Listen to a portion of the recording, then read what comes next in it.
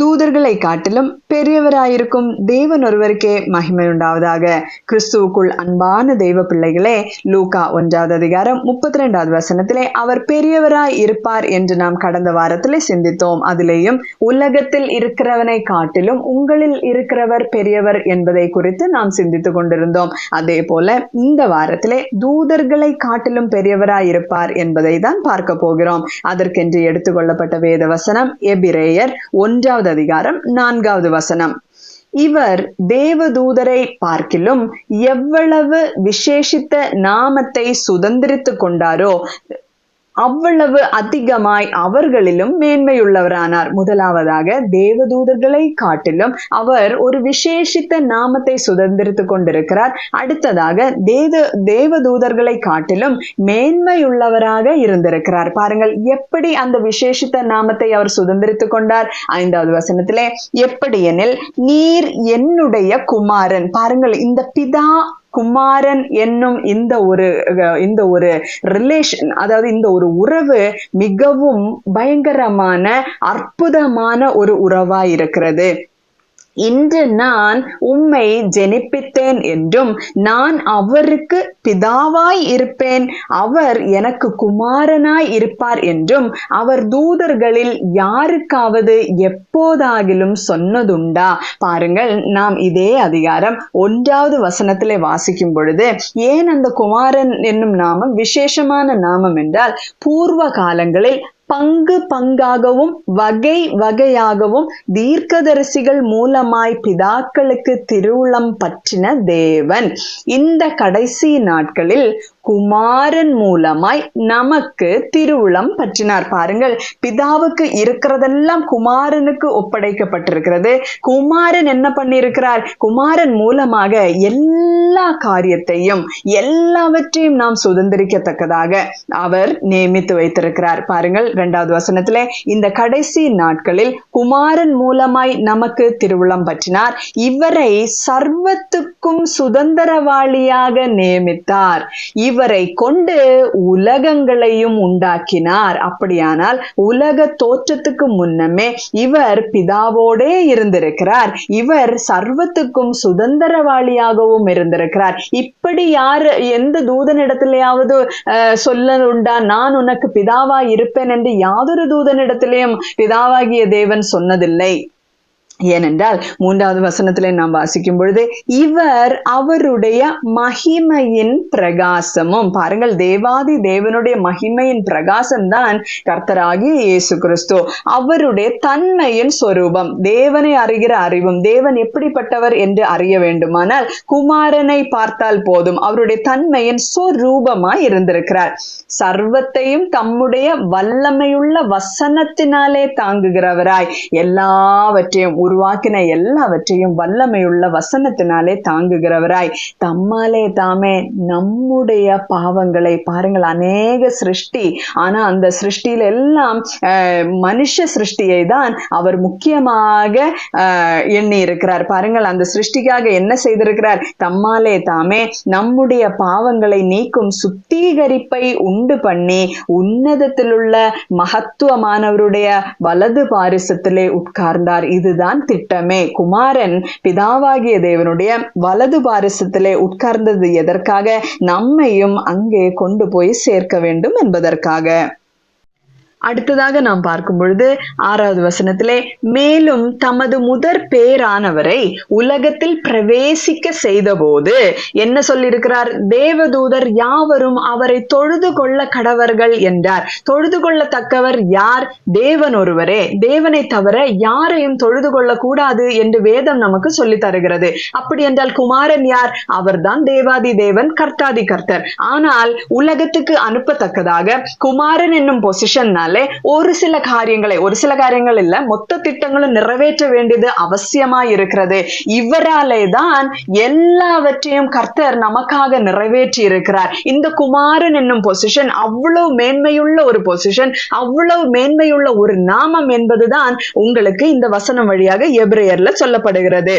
அடுத்ததாக நாம் பார்க்கும் பொழுது 7வது வசனத்திலே, தேவதூதரை குறித்தோ தம்முடைய தூதர்களை காற்றுகளாகவும் தம்முடைய ஊழியக்காரரை அக்கினி ஜுவாலைகளாகவும் செய்கிறார் என்று சொல்லியிருக்கிறது. ஆனா தேவதூதர்கள் யாரு?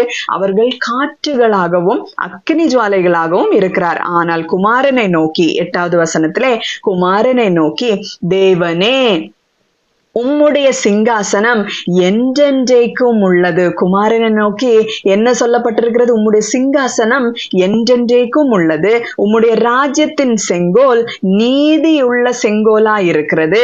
9வது வசனத்திலே, நீர் நீதியை விரும்பி அக்கிரமத்தை வெறுத்திருக்கிறீர். இந்த பூமிக்கு அவர் வந்த பொழுது அவர் அக்கிரமத்தை வெறுத்தார், அவர் நீதியை விரும்பினார். ஆதலால் தேவனே உம்முடைய தேவன் உமது தோழரை பார்க்கிலும் உம்மை ஆனந்த தைலத்தினால் அபிஷேகம் பண்ணினார் என்றும், கர்த்தாவே நீர் ஆதியிலே பூமியை அஸ்திபாரப்படுத்தினீர், வானங்கள் உம்முடைய கரத்தின் கிரியைகளாய் இருக்கிறது. பாருங்கள், ஆதியாகமம் 1வது வசனத்திலே சொல்லி இருக்கிறது போல ஆதியிலே தேவன் வானத்தையும் பூமியையும் சிருஷ்டித்தார். அது 3 காரியங்களும் இங்கேயும் வருகிறது. இது கர்த்தாதி கர்த்தர் தேவாதி தேவனுடைய தெய்வத்துவத்தை குறிக்கிறது. குமாரன் தான், ஆனாலும் அவர் தேவன் என்று உறுதியாய் சொல்லப்பட்ட ஒரு வசனம் இதுவே.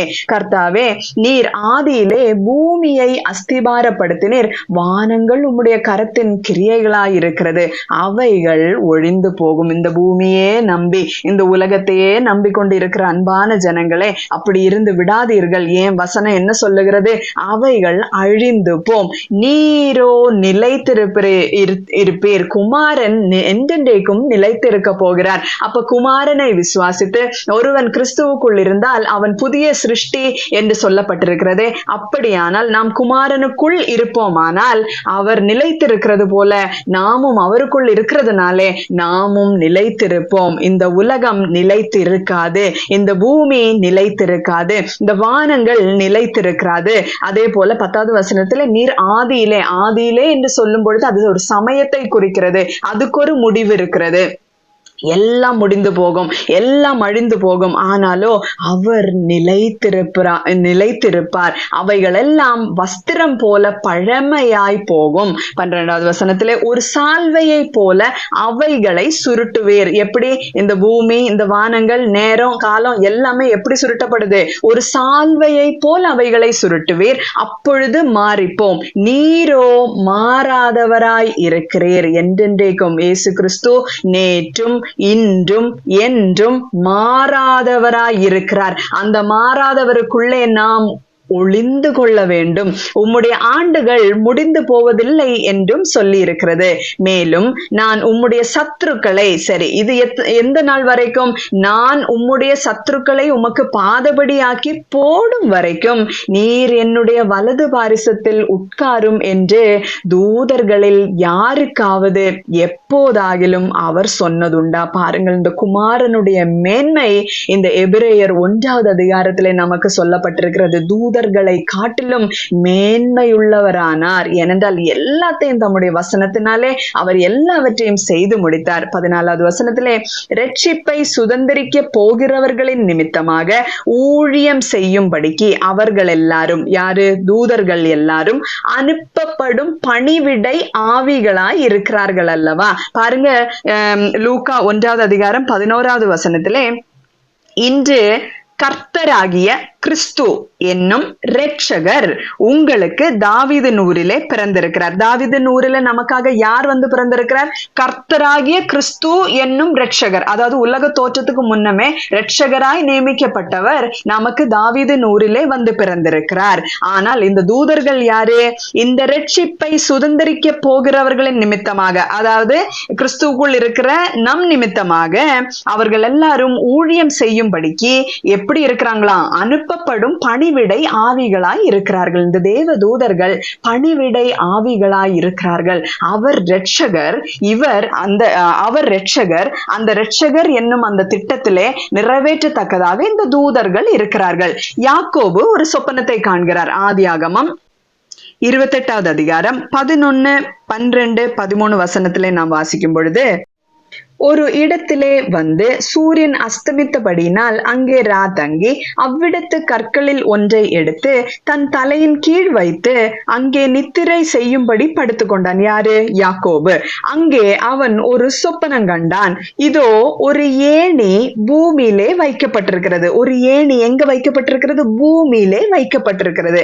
அதன் நுனி வானத்தை எட்டி இருக்கிறது. அப்போ பூமிக்கும் வானத்துக்கும் ஒரு கனெக்ஷனாக என்ன வைக்கப்பட்டிருக்கிறது? ஒரு ஏணி வைக்கப்பட்டிருக்கிறது.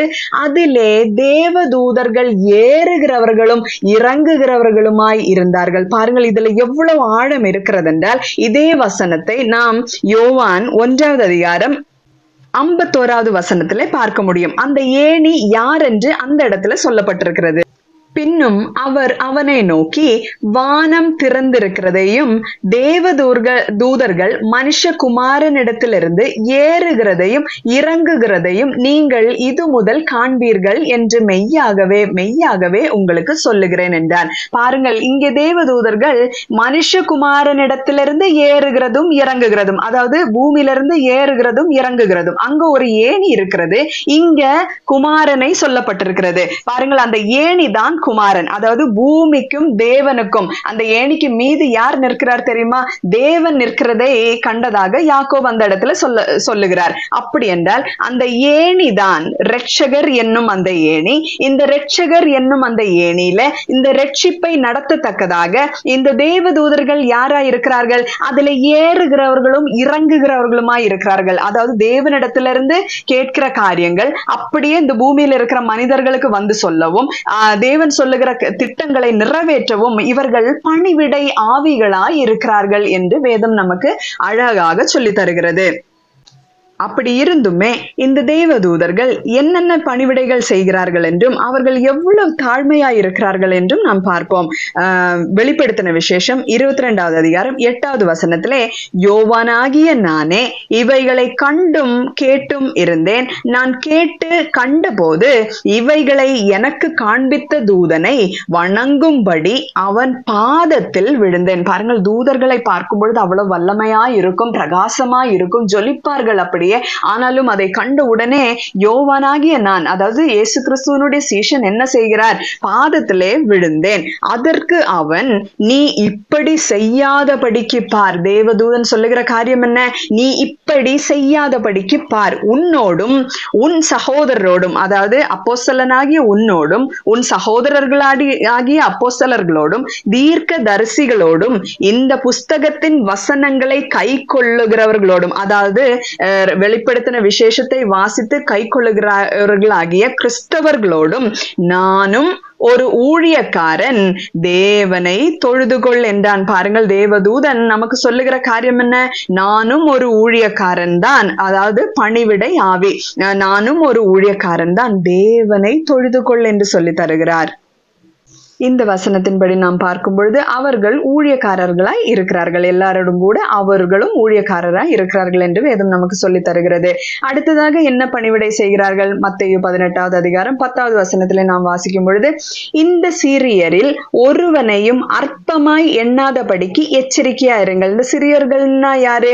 பரலோக ராஜ்யத்தை ஒரு சிறு பிள்ளையை போல ஏற்றுக்கொண்டு எது நடந்தாலும் பரவாயில்லை என்று நினைத்து கொண்டு பாவத்துக்குள் சிக்காதபடிக்கு தம்மை தான்மே எல்லா தீங்கான காரியங்களிலிருந்தும் விலக்கி பாதுகாத்து கொள்ளுகிற இந்த சிறியர்களில் ஒருவனையும் பார்த்து நீங்க அற்பமா எண்ணாதபடிக்கு எச்சரிக்கையாயிருங்கள். அவர்களுக்குரிய தேவதூதர்கள் பரலோகத்திலே என் பரம பிதாவின் சமூகத்தை எப்பொழுதும் தரிசிக்கிறார்கள் என்று உங்களுக்கு சொல்லுகிறேன். பாருங்கள், யாரை குறித்தும் தேவனுடைய பிள்ளைகள் யாரை குறித்தும் நாம் அற்பமாய் எண்ணிவிடக் கூடாது. ஏன் தெரியுமா? தேவனுடைய சித்தத்தை நிறைவேற்றுகின்ற இந்த ஊழியக்காரர்களை பார்த்து நாம் அற்பமாய் எண்ணிக்கொண்டோமானால் அந்த தேவதூதர்கள் என்ன பண்றாங்களா? அவங்களுக்குன்னு தேவதூதர்களை கொடுக்கப்பட்டிருக்கிறது. அந்த தேவதூதர்கள் பரலோகத்துல என் பரம பிதாவின் சமூகத்தை எப்பொழுதும் தரிசிக்கிறவர்கள் என்று உங்களுக்கு சொல்லுகிறேன் என்று கர்த்தராகிய இயேசு கிறிஸ்து பூமிக்கு வந்த டைம்ல அவருடைய சீஷர்களுக்கு சொல்லி இருக்கிறார்கள். குமாரனே இந்த காரியத்தை சொல்லி இருக்கிறபடினாலே எச்சரிக்கையா இருக்க வேண்டியது மிகவும் அவசியம். யாரை குறித்தும் அற்பமாய் பேசிவிடாதிருங்கள். அடுத்ததாக என்ன பணிவிடை செய்கிறார்கள்? சங்கீதம் 103 2வது வசனத்திலே, கர்த்தருடைய வார்த்தையை கேட்டு அவருடைய வசனத்தின்படி செய்கிற பலத்த சௌரியவான்களாகிய அவருடைய தூதர்கள். பாருங்கள், கர்த்தருடைய வார்த்தை என்ன சொல்லப்பட்டிருக்கிறதோ அதன்படி அப்படியே செய்கிற பலத்த தூதர்கள் என்று இந்த இடத்துல சொல்லப்பட்டிருக்கிறது. அடுத்ததாக லூக்கா 2வது அதிகாரம் நாம் வாசிக்கும் பொழுது அதிலே இயேசு கிறிஸ்து இந்த உலகத்துக்கு வந்த அந்த பிறப்பின் நற்செய்தியை மேய்ப்பர்களுக்கு சொல்லுகிற தூதர்களாய் இருக்கிறார்கள். ஆதியாகமம் 19வது அதிகாரம் 12-16 வரைக்கும் வாசிக்கும் பொழுது சோதோம் கொமோராவை அழிக்கத்தக்கதாக தூதர்கள் தேவனுடைய வார்த்தையை கேட்டு செய்கிறதை நாம் பார்க்க முடியும்.